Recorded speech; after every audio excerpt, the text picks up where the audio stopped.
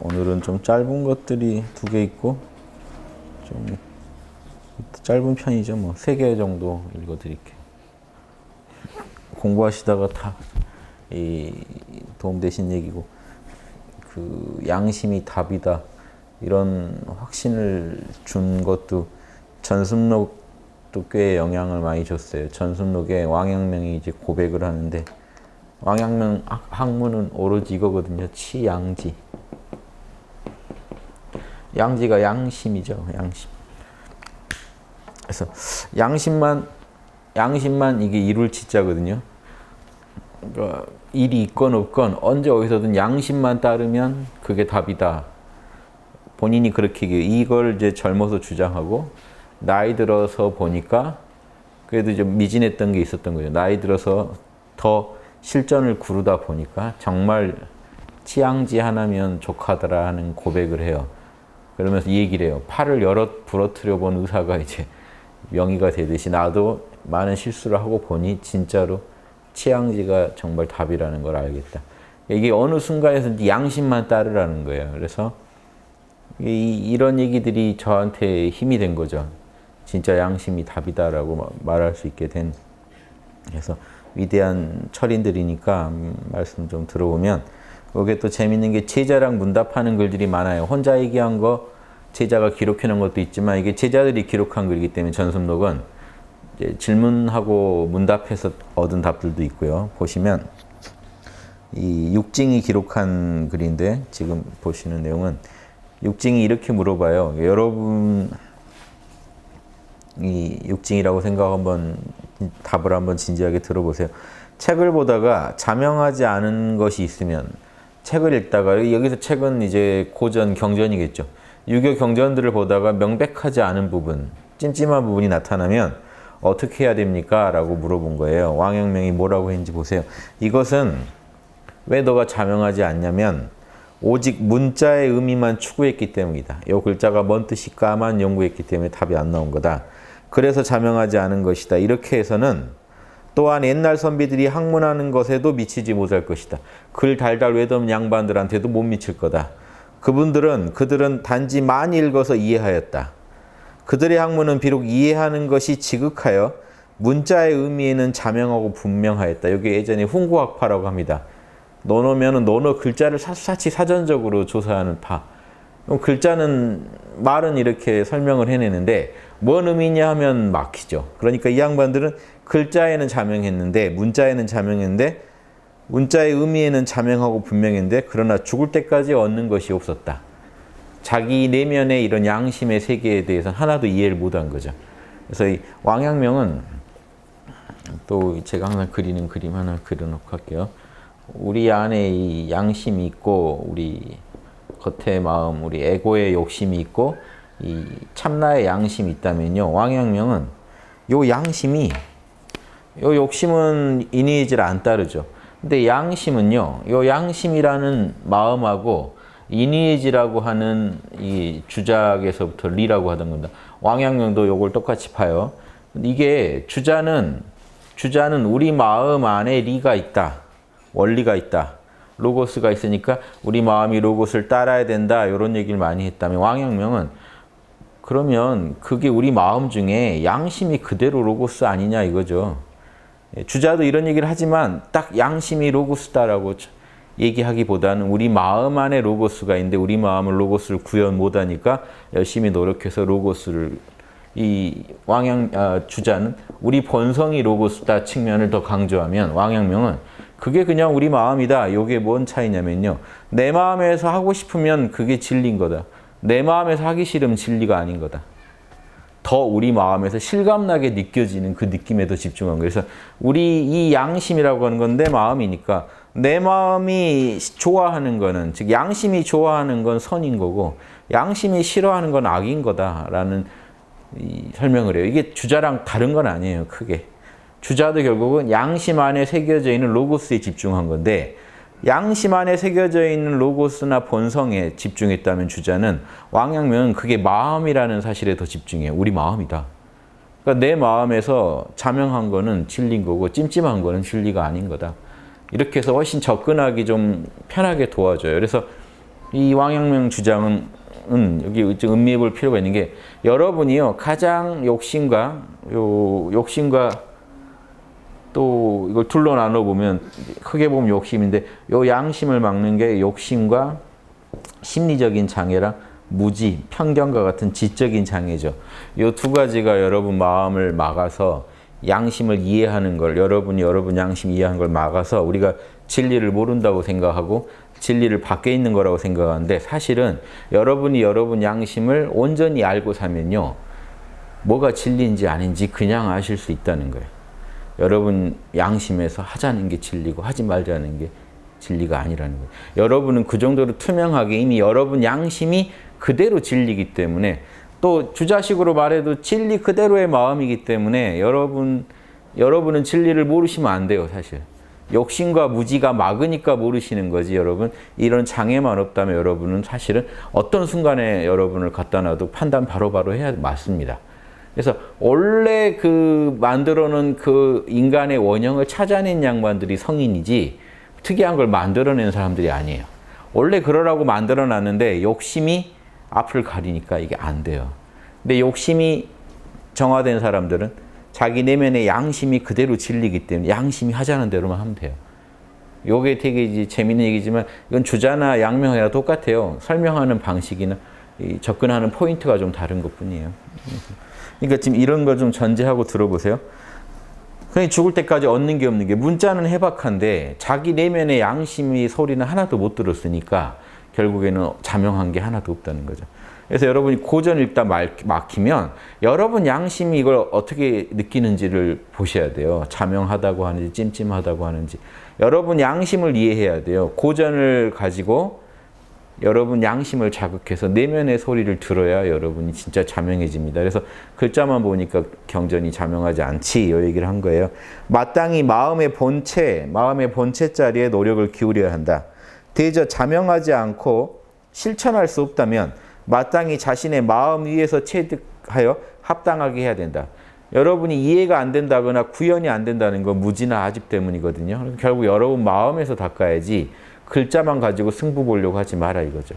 여러분 마음에서 이걸 이해 못하게 하고 있는 그런 무지나 편견을 내려놓음으로써 양심의 소리를 더 이해함으로써 진리가 보이고 여러분의 욕심 때문에 실천이 안 되는 거니까 욕심을 내려놓음으로써 진리로 욕심을 잘 인도하고 경영함으로써 여러분들이 이제 자명해지는 거죠. 이런 거 한번 생각해 보시고요. 그러면 통할 수 있다. 그러면 경전이 보인다. 고전은요. 마음 사용 설명서예요. 여러분이 마음을 쓰지 않으면서 고전을 이해했다는 게 말이 안 돼요. 여러분 마음은 스마트폰이고 고전은 지금 매뉴얼인데 스마트폰 설명서인데 설명서만 정확히 이해했다는 게 그게 자명하냐 이거죠. 스마트폰 한 번도 써본 적이 없이 상상과 추측으로 설명서만 문자 그대로 정확히 이해했어요. 매뉴얼을요 주석까지 내가지고 사전까지 만들어서 아주 통달했어요. 그런데 그 사람한테 왕陽明이 죽을 때까지 얻은 게 없다라고 하는 걸 한 번도 양심을 써본 적이 없다. 양심을 결국 이 참고 매뉴얼을 보면서 자기 양심을 조작해 봐야지 어떻게 돌아가는지 연구해 봐야지 진짜 아는 거잖아요. 그래서 이 얘기를 합니다. 생각컨대 사서 오경은 논어맹자 대학 중용이 사서고 이제 오경 이런 유교의 경전들은 단지 마음의 본체에 대해서 설명한 것에 불과하다. 당신들 양심이 어떻게 생겼는지 설명해 준 거고 양심 어떻게 쓰는 건지 예를 보여준 거예요. 논어에 있는 수많은 일화들은요. 양심은 이렇게 써라 하는 예예요. 소크라테스의 죽음도 양심은 이런 것이다라는 이 웅변이죠. 다. 이 몸으로 보여주는 이 양심에 대한 설명들이에요. 예수님의 경전도 다. 양심이 어떻게 생겼는지는 그분들의 언행과 행적을 보고 우리가 알 수 있죠. 그런데 그것만 외우고 있으면 우리는 끝내 양심을 모른다 하는 겁니다. 이런 얘기들이 파격적인 얘기죠. 사서오경은 당신의 마음의 본체에 대해 설명한 것이다. 이 마음의 본체가 이른바 도심이다. 일부러 양심도 있는데 도심이란 말을 한 게요. 요 양심이 그대로 이거 잘 안 나오네. 도심이다란 말을 왜 했냐면요. 자, 본성이니 원리니 하는 거에 또 다른 표현이 뭐죠? 도예요. 예. 도. 양심은 심이죠. 그러니까 이 얘기 왜 했냐면 양심이 도심이라는 건요. 양심은 로고스 그대로의 마음이다. 로고스이면서 마음인 거죠. 마음이면서 로고스. 로고스가 그대로 갖추어진 마음이라고 봐도 되지만 동시에 로고스가 그대로 구현되고 있는 마음이죠. 그래서 여러분 마음만 따르면 여러분은 로고스를 언제든지 구현할 수 있다고요. 그러니까 양심을 지금 도심이라고 얘기한다면 이렇게 얘기합니다. 당신들 마음의 본체는, 우리 마음의 본체는 이른바 도심이다. 본체가 자명해지면, 양심이 여러분 안에서 드러나면 도리도 자명해진다. 로고스도 자명해진다. 여러분이 여러분 양심을 이해하게 되면 진리도 그대로 드러나는 거다. 그러니까 책에 있는 게 아니라는 거죠. 진리는 당신들 양심에 있다.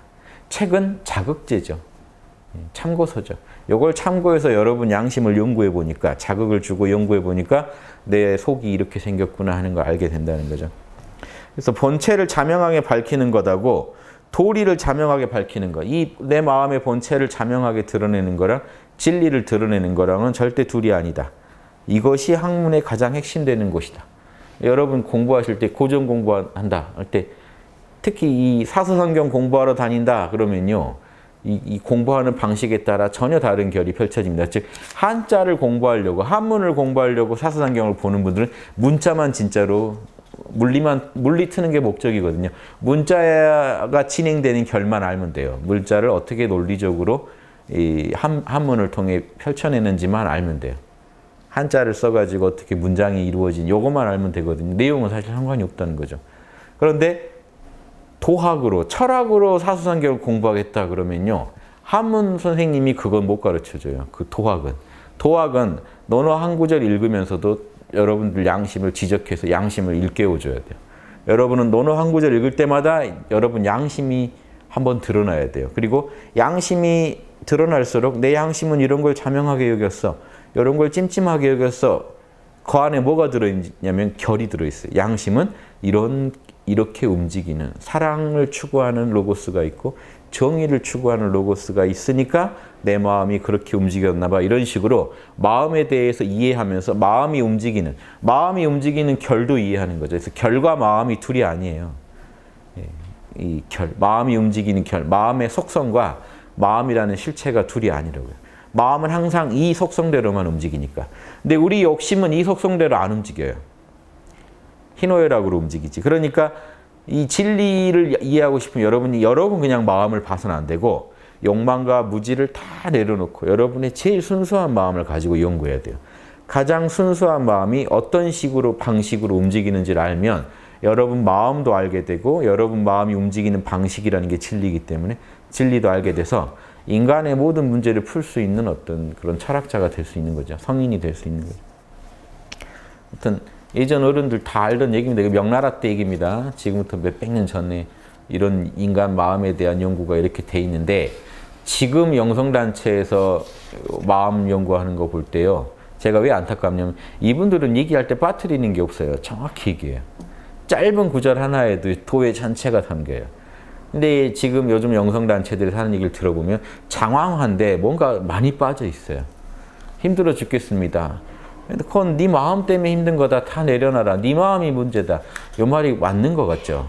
들어가 보면요, 여러분 마음 때문에 사실 힘든 거 아니에요. 힘들기는 여러분 마음 때문이지만 다른 사람 마음들하고 엮여서 힘들어지는 거예요. 다른 사람들이 심보를 고약하게 쓰니까 내 마음이 힘들어진 거거든요.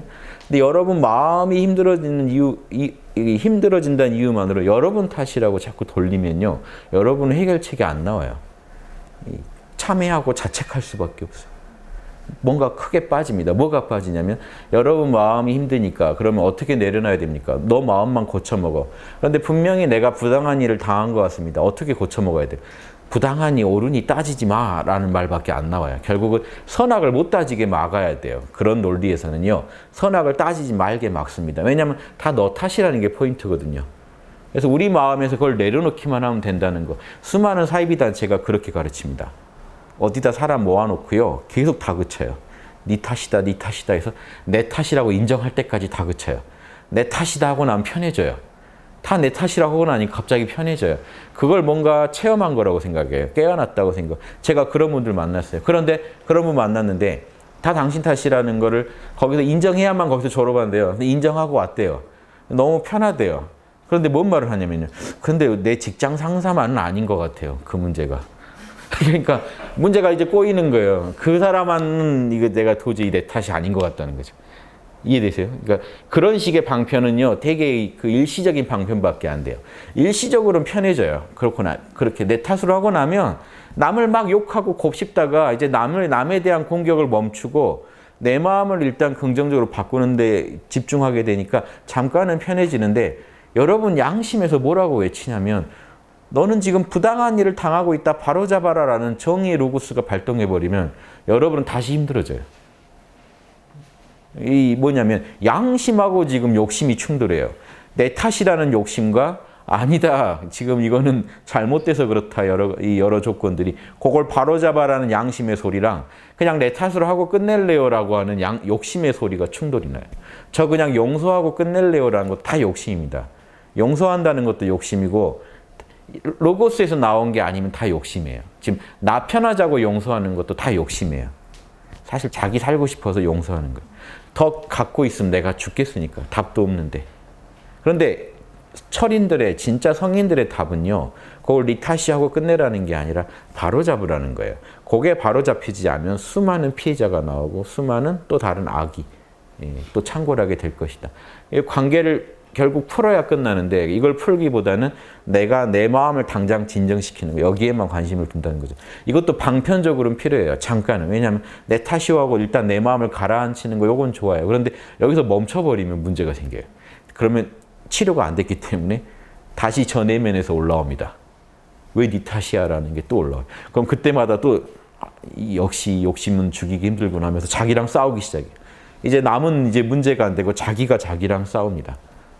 이게 과연 옳은 방식이냐? 저는 아니라고 생각해요. 그런 힐링은 답이 안 나와요. 잠깐은 좋은데 나중에 더 문제가 생겨요. 진짜 문제가 생겼을 때 어디다 하소연도 못합니다. 자기 탓이라는 게 이제 세뇌돼 버리면 다 자기 문제가 돼요. 내가 마음을 못나서 이런 거지 남이 문제가 있는 게 아니라는 결론이 도달해보는 그 사람은 진짜 심각해질 때 죽어요. 답이 안 나오니까. 상대방 욕하고 풀어야 되는데 아니 그 상대방이 죄를 지었는데 을이 갑한테 항변도 못하고 을이 스스로 자기를 자책하는 구조로 가기 딱 좋은 논리예요. 그래서 그런데 재밌는 거는 위대한 성현들은 절대 그런 식으로 지도하지 않습니다. 네 탓이요 이런 말 안 해요. 너가 나서서 해결하라고 하지 네 탓이니까 너 혼자 껴안고 죽어라 이렇게 말 안 합니다. 너만 내려놓으면 끝나 이런 말 하는 성현은 없어요. 신기하죠. 근데 요즘 멘토들은 다 그렇게 얘기해요. 신기하게. 제가 조사해본 수많은 단체들은 다 그걸 강요해가지고 받아들이면 거봐라 마음 편하지로 끝내요. 수많은 영성 수련회에서 그런 게 이루어지고 있습니다. 화가 납니다. 분노는 누구 탓이야? 왜 들고 있어? 들고 있는 네 탓이야 라고 자꾸 강변해서 내려놨습니다. 통과. 그러고 나면 당장은 되게 편해요. 다 내려놔 버리면. 그 대신에 선악을 가리면 안 돼요. 선악을 가리면 분노가 다시 올라오거든요.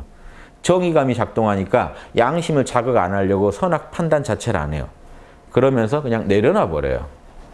용서해 버리고 내려놔 버림으로써 문제가 해결됐다고 착각하는 거죠. 해결된 게 아닙니다. 악인은 그렇다고 해서 반성하지 않아요. 더한 짓을 하고 다니죠. 여러분을 와서 더 괴롭혀요. 그럼 참다 여러분이 참을 수 없는 지경이 오면 답이 없어져요. 그때는 답이 없어요. 나도 못 참겠고 다 내 탓이라고 받아들였기 때문에 이래서 문제가 생긴다. 그래서 성현들 가르침하고 비교해 보시라는 거예요. 성현들은 그렇게 안 가르쳐요. 절대.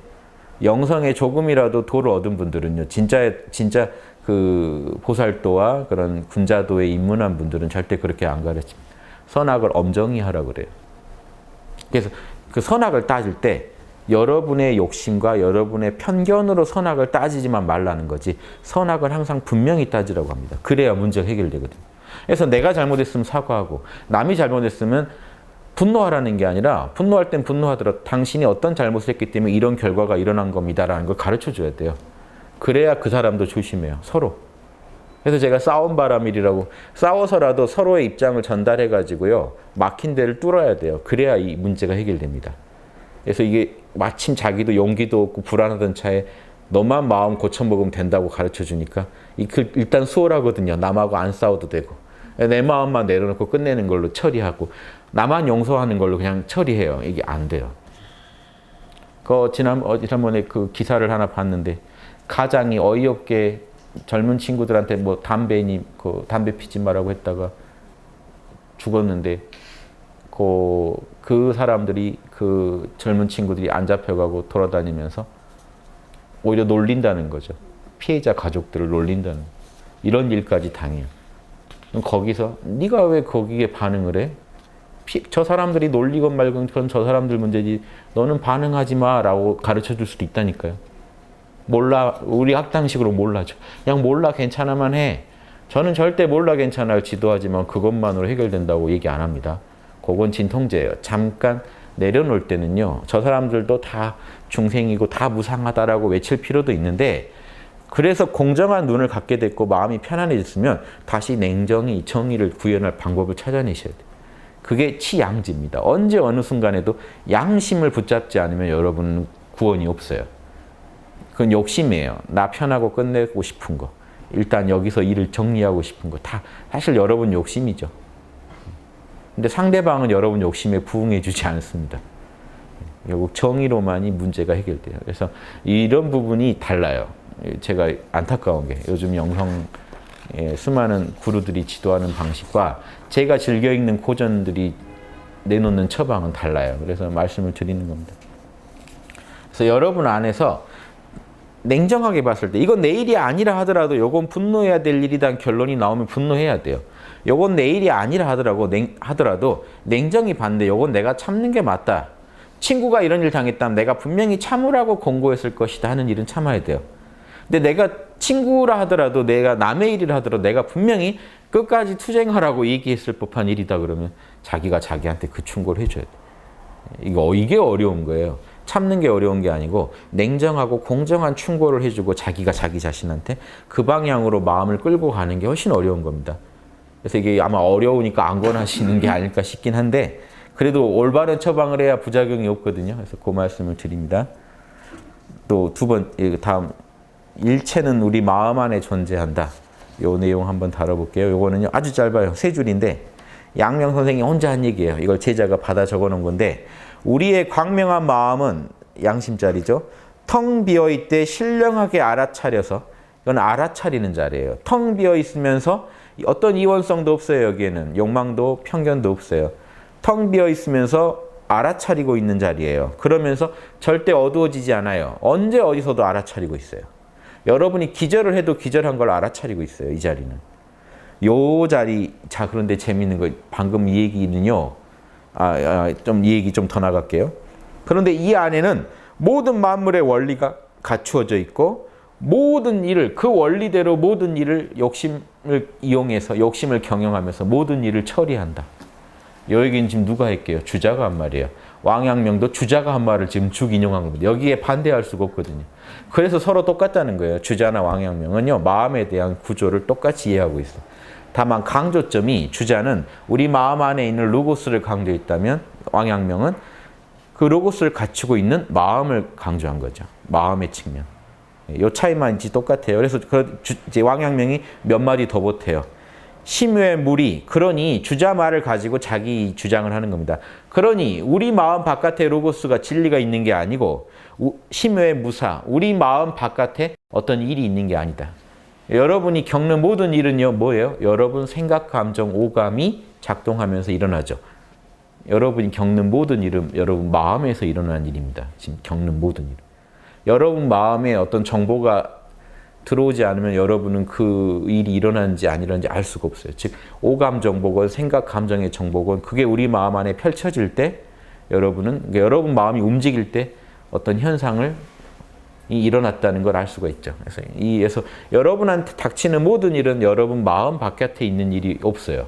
다 여러분 마음 안에 들어온 걸 가지고 여러분 고민하고 끙끙 앓고 해결하고 하는 겁니다. 그리고 그 해결하는 원리도 여러분 마음 안에 이미 있다는 거죠.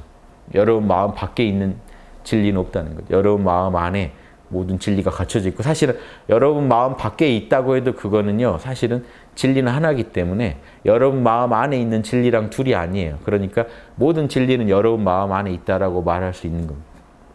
이해되세요? 그래서 여러분 마음 양심에서요. 양심에 새겨진 게 진리고 양심이 하자는 대로 하면 진리대로 사는 거예요. 이 왕양명은 계속 이걸 강조하는 거예요. 주자말까지 인용해서 주자도 말하지 않았냐. 우리 마음은 텅 비어 허령하되 신령하게 알아차리면서 그 안에 모든 로고스를 갖추고 있다는 게 로고스가 하나이기 때문에 그래요. 우주의 로고스는 하나예요. 그게 상황과 조건에 따라 다양하게 나타나고 있는 거죠. 그러니까 내 마음 안에도 로고스가 있는데 만물에 있는 건 오히려 치우쳐 있는데 내 마음에 있는 건 신하고 제일 닮은 게 인간이라 우리 마음 안에는 신성이 그대로 드러나 있단 말이야. 다만 우리 에고가 그 영향이 안 돼서 다 못 구현할 뿐이지 우리 안에도 똑같은 신 안에 있는 그 로고스가 우리 안에 있기 때문에 그게 그러니까 나는 신처럼 굴겠다고 할 필요가 없고 나는 동물처럼 로고스를 구현할 필요도 없고 여러분이 인간이기 때문에 어떻게 구현하시면 돼요? 여러분의 희노애락의 감정과 생각을 잘 경영하는 방식으로 로고스를 구현하기만 하면 돼요. 인간으로서 로고스를 표현해 준대요. 로고스는 우주의 하나이기 때문에 내 안에도 모든 로고스가 있다고 얘기할 수 있는 거고 그렇죠? 이 진리는 하나니까.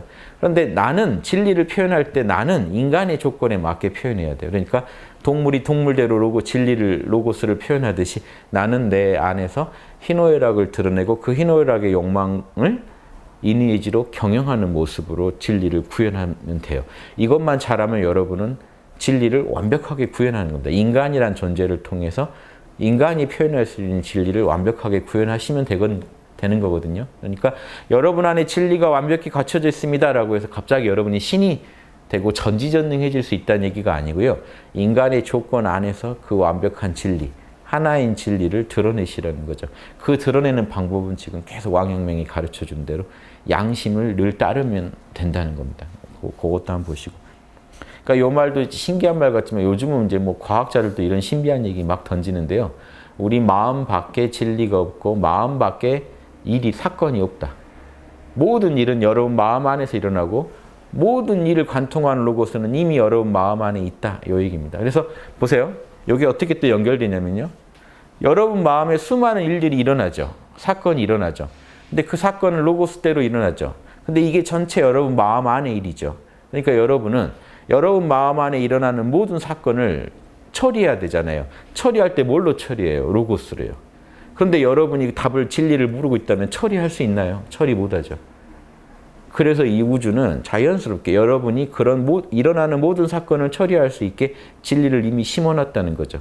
근데 인간은 다른 동물과 이 존재들은 그냥 생각 없이 그대로 로고스대로 반응하면 그만인데 인간은 로고스를 캔만큼 표현할 수 있어요. 이게 어떤 존재라고도 다른 점입니다. 인간은. 다른 동물은 더 캘 수도 없어요. 드러난 대로밖에 더 로고스를 구현할 수 없는데 인간은 재밌는 게 안에서 캐면 캘수록 로고스를 더 구현할 수 있는 존재. 그래서 인간은 좀 골치 아픈 존재입니다. 힘들고 스트레스 받을 수밖에 없는 존재예요. 대신에 그걸 구해냈을 때의 보람은 엄청난 거기 때문에 그리고 우주에 끼칠 수 있는 영향은 엄청나기 때문에 그 보람으로 우리가 공부하는 거예요. 내가 한 번이라도 정신 차리고 양심에 맞게 살아가기만 하면 나와 이 우주는 엄청난 혜택을 은혜를 입을 수 있다. 그게 우주 자연이 나한테 기대하는 거다. 이런 확신이 좀 필요하십니다. 그래서 공부하시면서 이런 이론적인 것도 좀 들어봐야 돼요. 그래야 여러분이 여러분 마음을 더 이해하고 쓸 수가 있잖아요. 그러니까 지금 이런 심의 무리, 심의 무사의 입장에서는요. 심의 무물이라고도 합니다. 내 마음 밖에 따로 있는 물건은 없다. 이게 대승불교로 치면 법공사상이에요. 일체 마음법은 내 참나에서 나왔다라고 하는 법공을 유교식으로 표현하면 마음 밖에 이치가 없고 마음 밖에 사건이 없다. 사물이 없다. 이 얘기입니다. 똑같은 얘기예요. 그래서 나중에 왕陽明한테 누가 찾아와서 물어봐요. 지금 저 산 속에는 꽃이 피어 있는데 당신은 지금 그걸 못 봤다. 그럼 그 꽃은 있는 거냐 없는 거냐. 당신이 늘 마음 밖에 사물이 없다고 했는데 그 꽃은 지금 당신 마음에 안 들어와 있다. 있는 거냐 없는 거냐. 그러니까 이렇게 얘기해요.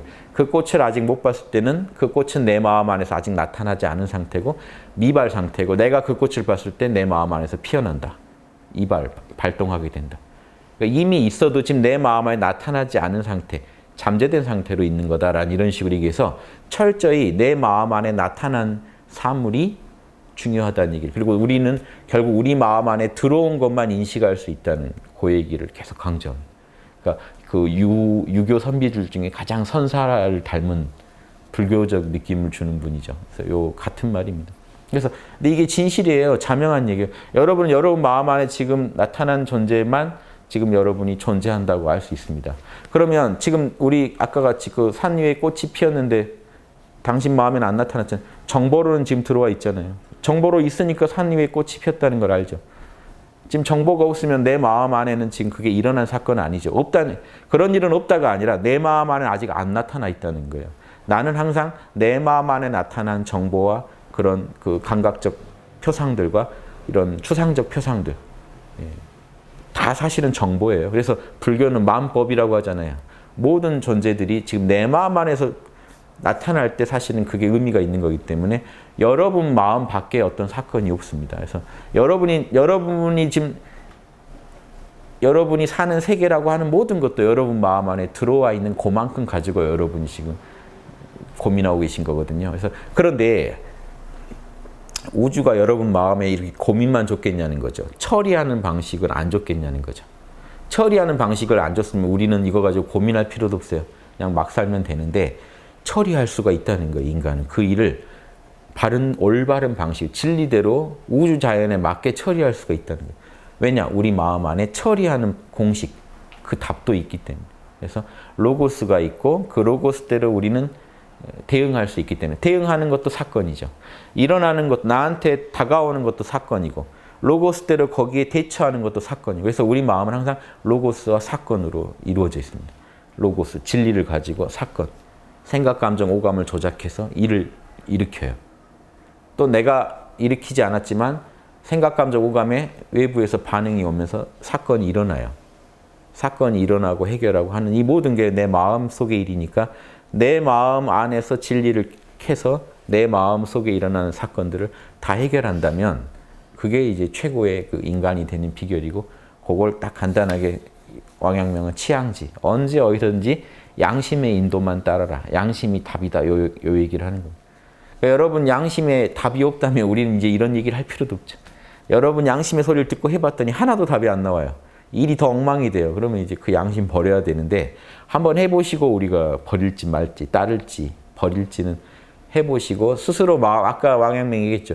스스로 마음의 본체에서 한번 체득을 해보시고 그다음 얘기를 해야겠죠. 그래서 왕陽明같은 또 수많은 왕陽明외에 수많은 철인들이 다 우리 마음 안에 이성이 있고 로고스가 있고 그 로고스만 따르면 모든 일을 올바르게 처리할 수 있고 결국 그 일이라는 건 우리 마음 안에 들어와 있는 일이니까 우리 마음의 창에 뜬 것들만 우리는 인식할 수 있으니까 결국 그 일들을 가지고 직접 떴건 간접적으로 전해 들어서 내 창에 떠 있건 우리는 아무튼 그 일밖에는 모릅니다. 그거를 어떻게 처리할지는 여러분 양심대로 따르셔야 돼요.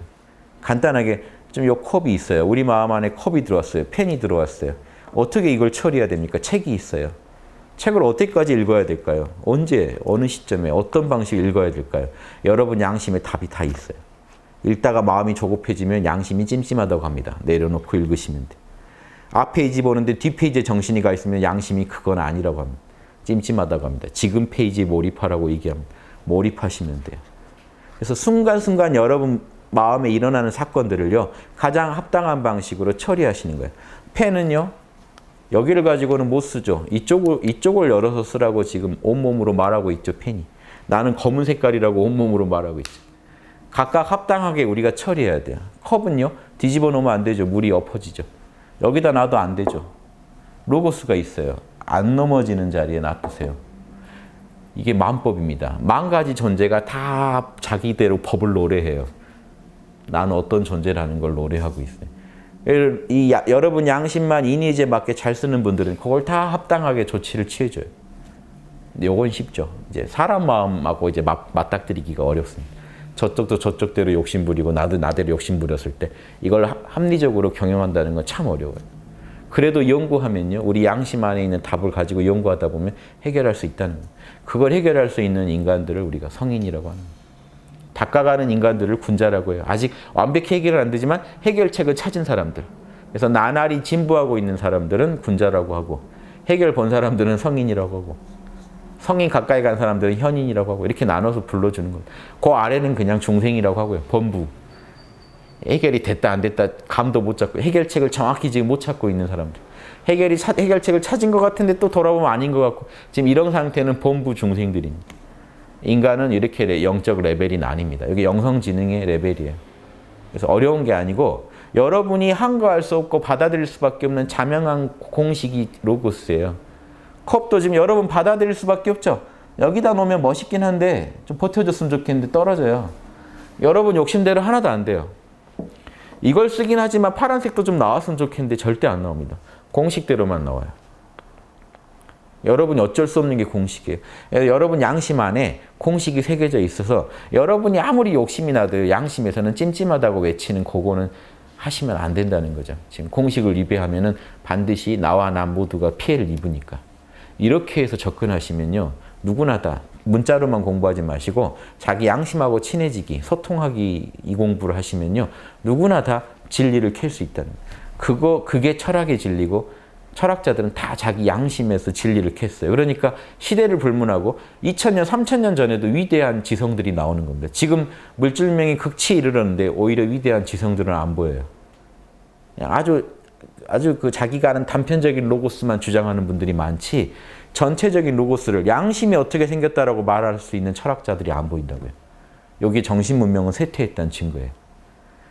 낮은 단계로 더 광범위하게 퍼지긴 했지만 질 높은 정신 문명은 안 나와요. 지금 현재. 요게 지금 쇠퇴했다는 거예요. 그때에 비해서 분명히 더 영성지능이 고만고만한 사람들이 훨씬 늘긴 했죠. 그때는 차가 너무 컸겠죠. 낮으면 너무 낮고 높으면 너무 높고. 지금 평준화돼서 이렇게 하향 평준화가 된 상태예요. 그러니까 높은 영성지능이 안 나옵니다. 그러니까 고만고만한 멘토들의 가르침이 꼭 진리같이 보이는 이유도 그거예요. 근데 들어가 보면요. 전혀 안 맞습니다. 로고스에. 여러분 양심, 다른 데서 제 말 뭐 믿으시라는 게 아니라 여러분 양심 안에서 한번 찾아보세요. 자명찜찜 계속 연구하시다 보면 아닌 건 왜 아닌지, 왜 고전이 고전인지 다 아실 수 있어요.